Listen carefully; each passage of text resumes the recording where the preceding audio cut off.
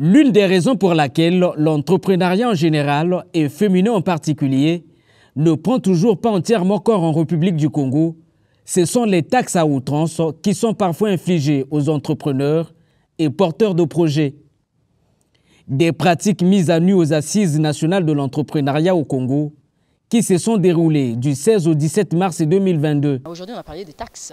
On a parlé de taxation, d'impôts, du ministère du Budget et de ses équipes qui abusent de leur position, on va dire. Et j'étais effectivement ravie d'entendre même de la bouche du ministre lui-même reconnaître qu'il y a certains éléments dans les équipes qui ne font pas ou qui ne respectent pas la loi. Moi, personnellement, j'ai ouvert mon entreprise en 2020. J'ai payé la patente en 2021. Pourtant, j'ai appris que j'aurais dû être exonérée. Et j'ai payé la tôle, et j'ai payé je ne sais pas quoi. Sur certaines taxes, je n'ai même pas eu de reçu jusqu'à présent.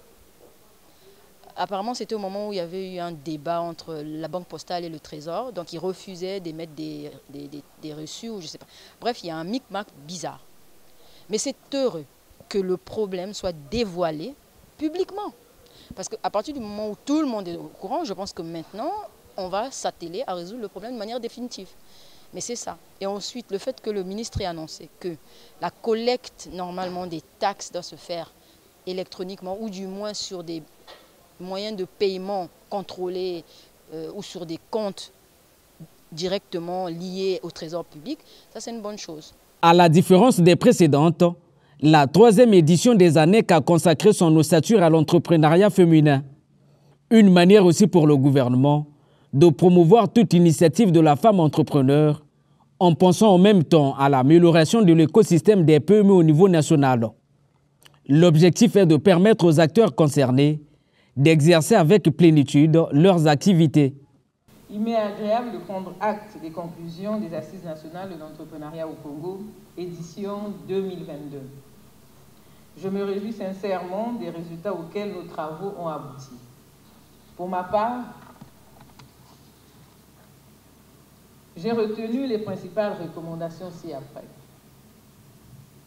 Rendre encore plus accessible l'écosystème des petites et moyennes entreprises aux femmes et jeunes porteurs de projets. Encourager la formalisation pour renverser la tendance des 29% d'entreprises formelles dirigées par les femmes.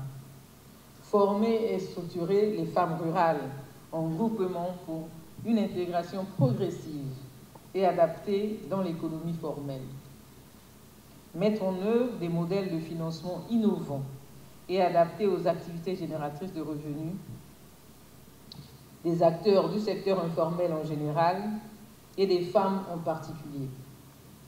Digitaliser et encore digitaliser l'ensemble des procédures de création d'entreprises et de délivrance des cartes d'artisans en particulier, en vue d'atteindre l'objectif assigné par le président de la République, chef de l'État, dans le cadre de l'amélioration du climat des affaires. C'est donc un nouveau départ pour la vie d'entreprise en terre congolaise. Mais cela ne semble pas suffire. La vraie problématique demeure la mise en œuvre de l'ensemble des textes retenus lors de cette messe. C'est ce qu'a répondu Jacqueline Lydia Mukolo au cours d'une conférence de presse donnée à l'issue de ces assises. Avec l'implication forte du Premier ministre lui-même, chef du gouvernement, les orientations du chef de l'État, nous allons aller très vite vers l'application des recommandations des ANEC, mais nous sommes déjà en réalité dans l'application. Nous avons même pris le devant, on va le dire tout à l'heure. Une des recommandations, c'est la caravane. La caravane, nous l'annonçons la semaine prochaine, le 22 mars 2022. Nous allons lancer donc la caravane de l'entrepreneuriat avec pour mot d'ordre oser entreprendre.